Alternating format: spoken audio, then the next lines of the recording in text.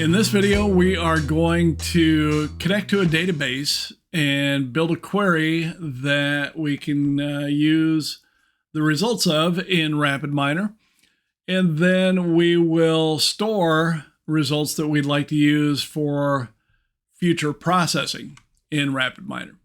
All right, so let's go ahead and get started. The first thing we'll need to do is, if you look in your local repository, every local repository, when you create it, automatically has a connections folder. And if you expand it, if I expand mine, well, I've got one that I've used for some other purposes, but I don't have a connection to the database I'd like to connect to for this video.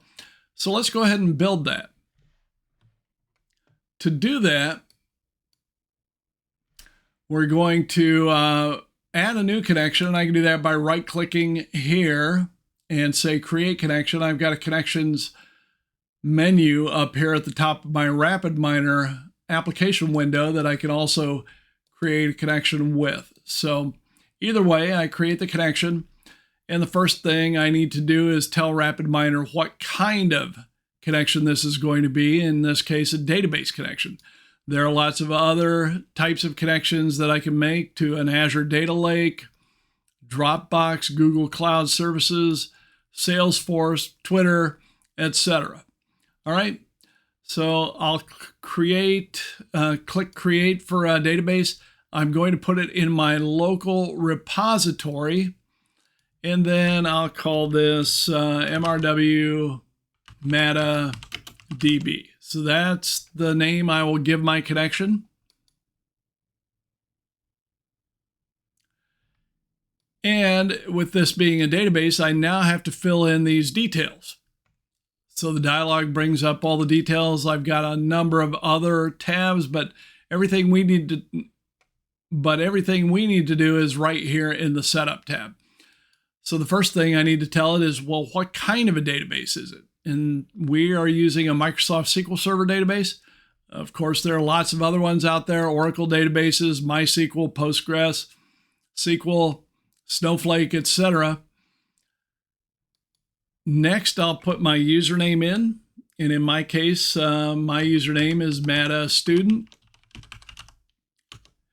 You may have a different username. Of course, it all depends on the database you're connecting to and the credentials you need to connect to it.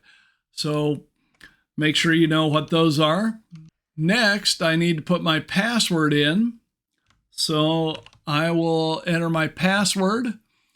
You can do the same thing. The host is the server that your database is sitting on. Localhost here just means my local PC, my laptop. I don't have the database there. It's sitting out here at this location.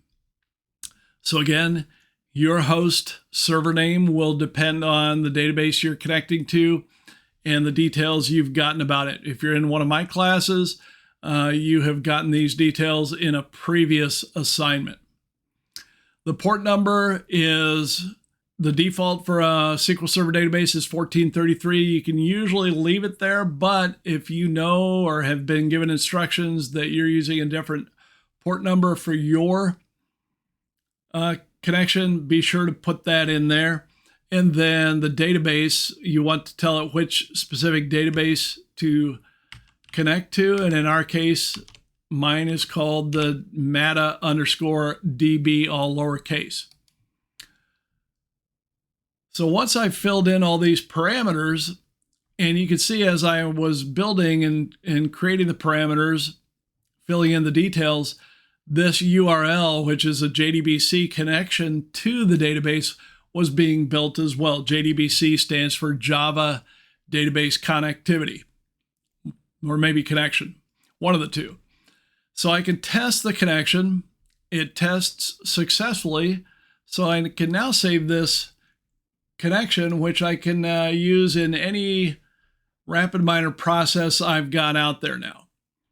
So at that point, I don't have to remember the credentials. I've got them stored in this connection, and I can just use the connection going forward. So let's go ahead and try using it. I'll drag it into the workspace. And all that does is it establishes a connection to the database. I can't really do anything with it. I can't build a query here. You can see all it has over here as a parameter is the repository entry. So let's go down to our operators and see what we can do. Under data access, I've got a trio of operators under the database folder. And yeah, let's read the database. So I'm going to double click that, and that will add that to my process. I'll connect these two up. And we can see here under read database, yeah, I could create a query. I could also do a query file or table name. For the most part, we'll just build queries in here.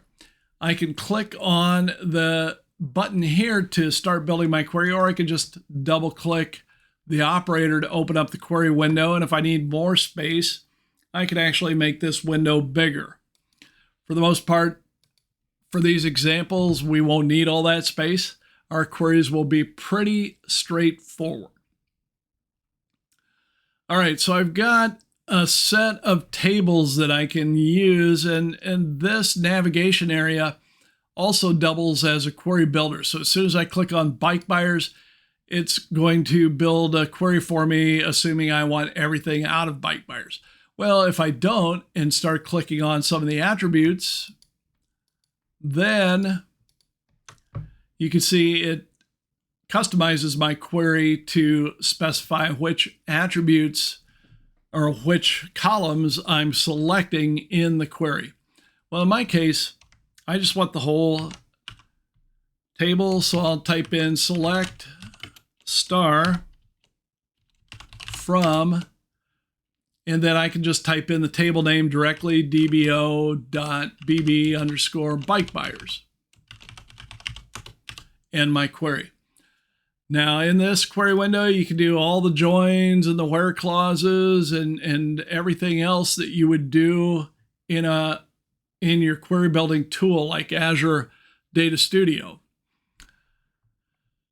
I click OK, and I'll connect the output port to the results wall, and let's run it and see what happens.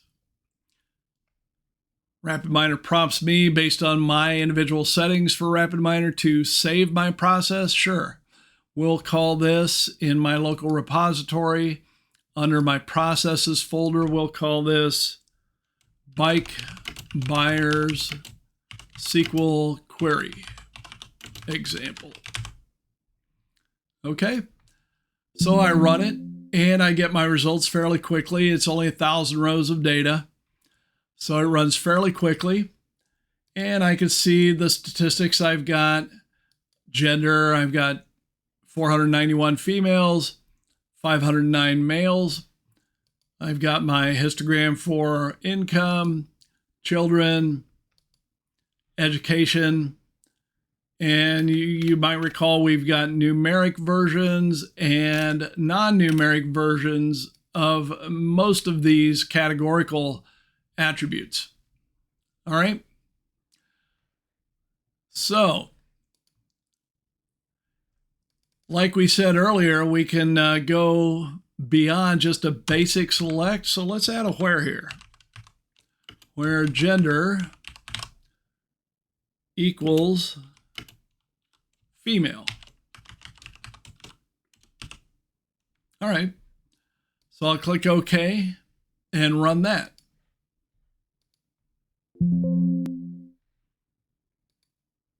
And now if I go and look at my stats, you can see for gender, I have 491 females, and that's it. No males. So the query seems to work fine. I can scroll to the bottom of my data and verify, yes, just 491 rows of data in my result set.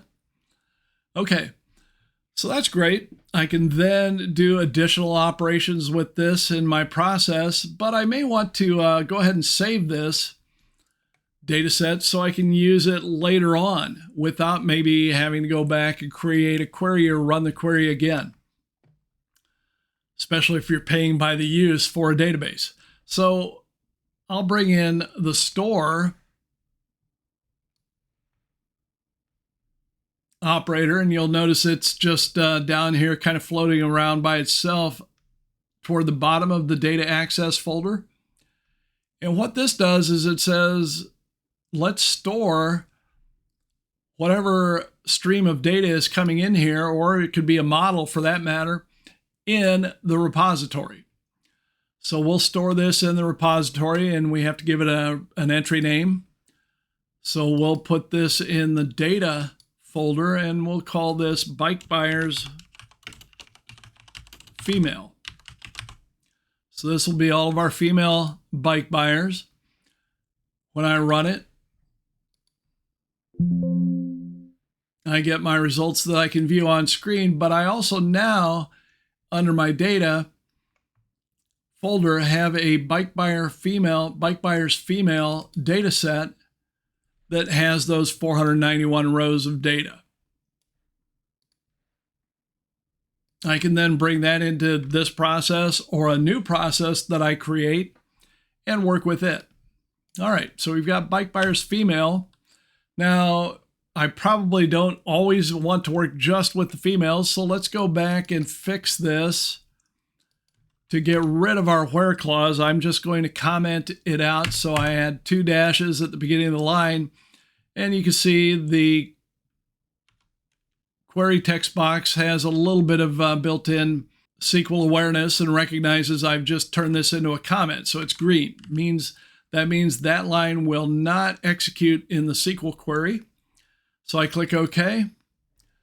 I also want to be careful I don't just rewrite over my existing bike buyers female data set. So I'm going to take the female qualifier out of this file name, and now it's just bike buyers. So I'll run that.